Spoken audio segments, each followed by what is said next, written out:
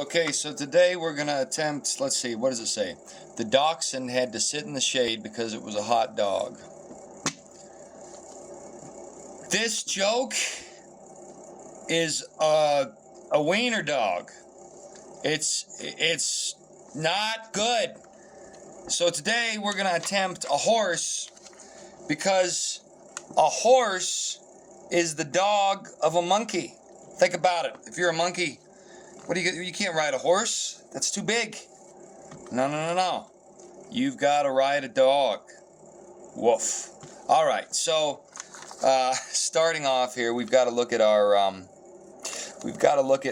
our square making technique. This one, I'm going to cheat a little bit. I am going to actually cut along the. I'm actually going to cut the paper. I don't like cutting the paper, but for the horse, that's going to be your best approach.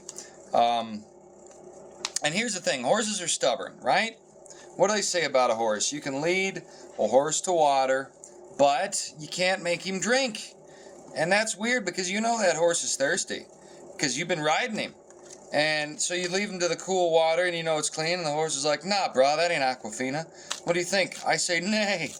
And that parable, though, describes people who've been caught by pyramid schemes, people who are stuck in the globalist machine, people who don't know the truth. They don't know right from wrong. They don't know up from down. They don't know left from right. Let's be honest, they don't know much about history. They don't know much biology. And they're not even in love in a 50s romance song sort of sense. They're just ensnared in the propaganda, and they don't believe they've been ensnared. They don't realize it. I said in another one of these videos, one of the hardest things you can do is talk somebody out of the pyramid scheme. Even if you offer to buy them out and you love them and you got nothing but good intentions for them, once you get hoodwinked by a confidence trickster, your pride is on the line. And though you're losing money, you're going to keep fighting until you find some sort of victory, just to prove it wasn't all in vain to yourself. And we're all susceptible to that. What's happened, though, is we've all been hoodwinked. Well, not all of us. Many of us in this country are horses who were just thirsty, but they've been hoodwinked by their pride into not drinking. They believe, in whatever strange equestrian manner has seduced them, that the lies and shenanigans that our government has given us are justified because they're tribally in line with pre-existing perspectives. The left is tribal and loyal. And one of the reasons it does that is because members of the left who make headway in the world with that ideology do so without having to think. Oh, they have the appearance of thought, but they don't actually think. They just get rewarded for being one of the Goombas in the mob. I mean, Silicon Valley is rife with this. You know, if you're watching this as a moderator and you're not in some Indian office in Mumbai or the Congo getting paid pennies on the dollar because YouTube and Facebook and other Silicon Valley centers outsource such individuals, you know, you go along to get along. But you don't, because really you think you've got a long-term career package. You do not.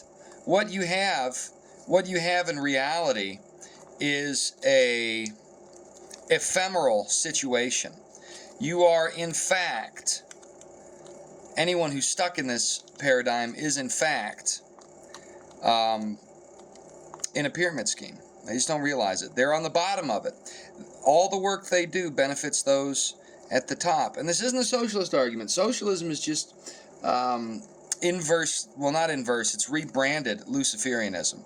Socialism is not a legitimate ideology in a political sense. What it is a religion that masquerades as a political ideology. Socialism and the DNC, which are now de facto socialists, are religious acolytes masquerading as look at the cut I'm doing here. Usually you'd use scissors for this. I just made my traditional finger line, and I'm going to cut right down the middle here. And these are going to be the legs. We'll see how well this turns out. The DNC and socialists are a political ideology masquerading as a religion. Look, we're going to fold up here. Whereas Islam is a religion. Well, how do I put this? The DNC and socialists are a religion masquerading as a political ideology, and Islam is a political ideology masquerading as a religion. It's all a masquerade. It's all smoke and mirrors.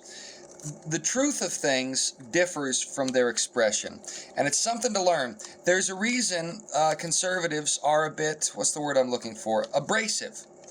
There's a reason Christians are called the salt of the earth, because when you tell the truth, when you tell the truth, invariably you're going to rub some people wrong.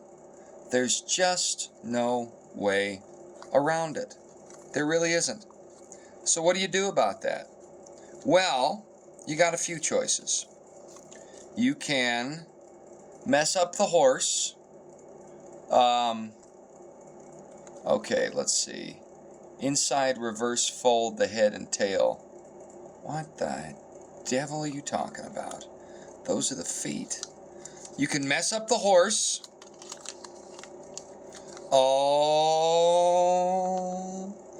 Oh, because horses have 4 legs. I see. So I got to repeat this fold I messed up. You can mess up the horse,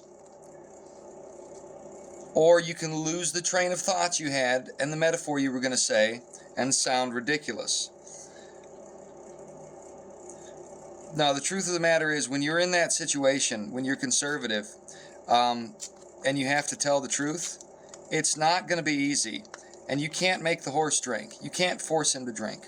All you can do is bring that critter to the water and hope he has the good sense to preserve himself. And if he does, excellent. You'll be able to ride that steed home. And if he doesn't, your horse is going to get sick in short order. It's not going to last very long. Them's the breaks. So what you got to do then is you got to hope for the best and try and pick a good horse. But the analogy breaks down right there. Conservatives have to be abrasive because what we're dealing with is an ideology of... Oh, I see. We're dealing with an ideology of deception, tribalism, assumption, and false reward. And that ideology is not something you are going to fix directly with reason. You need God to convict somebody, to be honest. You need somebody to be intellectually honest. And when you're in the midst of a pyramid scheme, that's very hard because nobody wants to admit they've been tricked.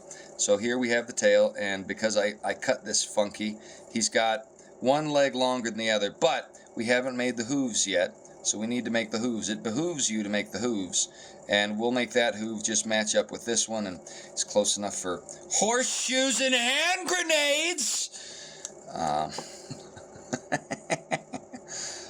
But yeah, you know, you can't worry about your own place in the world. You have to worry about what God says, not what people are doing, because people are stupid and tribal, and there's a thing called the Pareto principle, and that principle points out that in a set of 10 people, 2 are going to be competent and 8 are going to be complete cheese weasel stinkers.